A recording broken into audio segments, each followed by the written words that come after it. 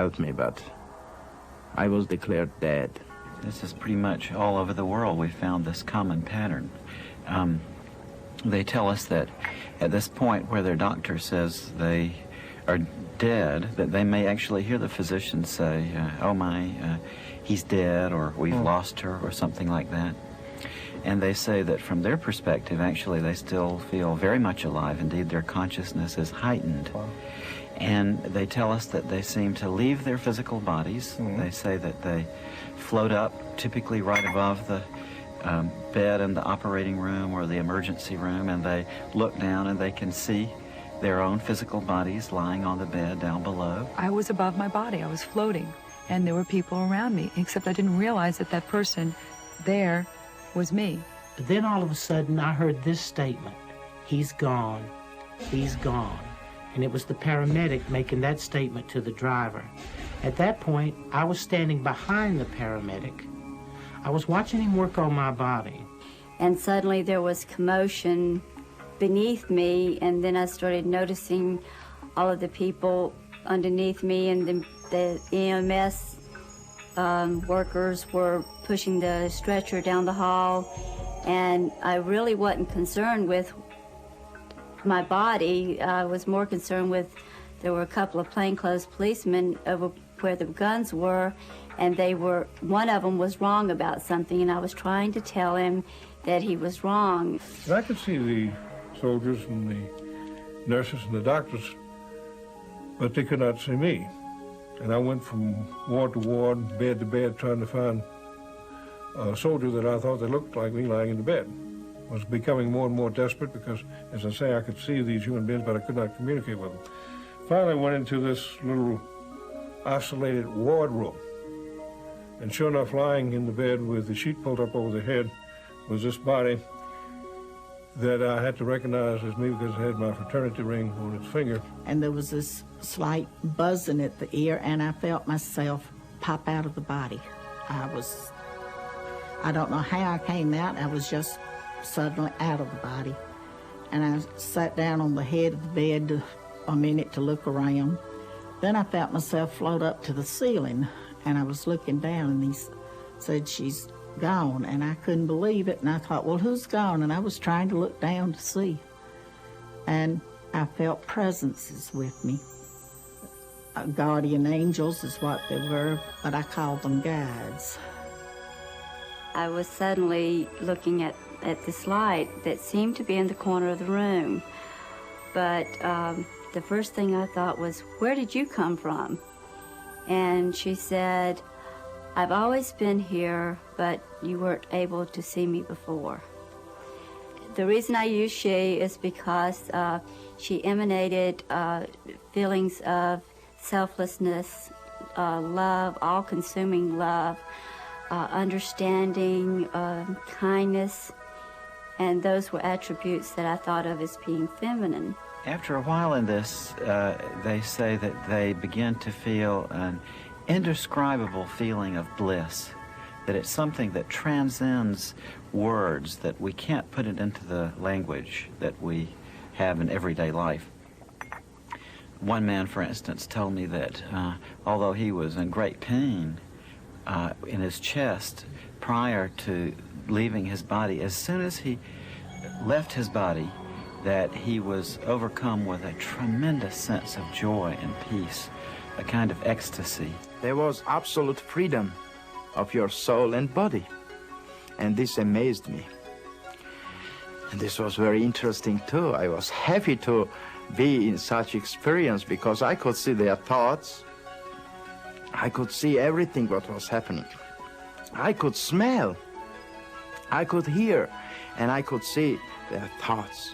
This was the main thing, what was very, very making me happy and proud. I don't know if this word is good to use here or not, but I'm proud of that I can see their thoughts. But I can remember that it felt very exciting to be above and to be out and looking down and not threatening at all. Then I knew I was supposed to be keeping up with my body, so I followed my body through the hall and out the front door.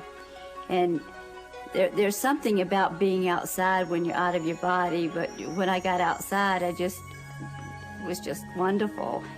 But it seemed like I was always just kind of looking through the ambulance because I was enjoying being outside. It's really kind of a nice experience with the lights and everything and the feeling of lightness. As I have come out, I'm in no pain, but I'm also just free of everything. I'm no one's wife, mother, or daughter. I'm just myself alone. I have the distinct memory of always trying to look at myself and thinking how much better looking I thought I was than that. Because this guy was ugly, he was in trouble, and he had these blue lines all down his face. And I was happy, truly happy, to be away from that body. They could have it. And I did not feel one bit of remorse or sadness, no matter what had happened. But it was not bothering me. I saw my body and I hated it, and I didn't want to come to my body back. It looked like this sort of a feeble, sick person. And it didn't dawn on me until it seemed like many minutes later, I'm sure it was a flash, that that person was me. And that they were trying to revive me because I was dying. And in fact, my heart had stopped. There's a skeptical part of me, too. Mm-hmm. And I wonder sometimes whether or not this might just be people's hallucinations that they're going through, or just a natural shutting down process when the brain is dying. Mm-hmm. I used to wonder about that myself, Peter. What has turned me around on that issue is that so often these patients are able to give us very correct descriptions of what was going on during the resuscitation from a point of view they couldn't have had from the perspective of that physical body lying on the table. For instance, my friend Kim, who works at a medical university out west, was telling me that she was involved in resuscitating a young patient named Maria. And Maria had been believed dead, but was successfully revived. And when she came back to consciousness, my friend Kim happened to be standing there by her bedside. And Maria grabbed onto Kim and said, during the resuscitation, when she was out of her body, she drifted outside of the hospital entirely and saw an old shoe on a ledge on a window outside an upper floor of the hospital. And Kim was actually able to go there and to verify that the shoe was there exactly as the patient had specified. Really? And all of a sudden, I'm aware of people out in the hall. The room had been sealed off because he was going to do surgery in the room. So I immediately went out through the door, did not open it, just went out. I was immediately on the other side of in the hall. But I go up to my daughter and I try to make her hear me. Kathy, go home and change your clothes. I couldn't make her hear me, so I went to her dad. And I said, Judd, take Kathy home, change her clothes. She shouldn't be out like this. While they were in the hall there and I was trying to send them home, a brother of my husband's came up. And he was talking to him and he had gotten worried to come. And one of his neighbors was also in the hospital, and he came up and started talking to my brother-in-law, wanting to know what he was doing at the hospital and what he was going to do that weekend. He said, well, it looks like my sister-in-law is going to kick the bucket, and I was planning to go to Athens, but I'll stick around now to be a pallbearer. Later, I was also able to talk to him. He did want to admit it, but he did admit that this is what he had said. And I laughed at him because it embarrassed him. It was amazing that I was never leaving my body too. I was everywhere who thought about me, but I was with my body.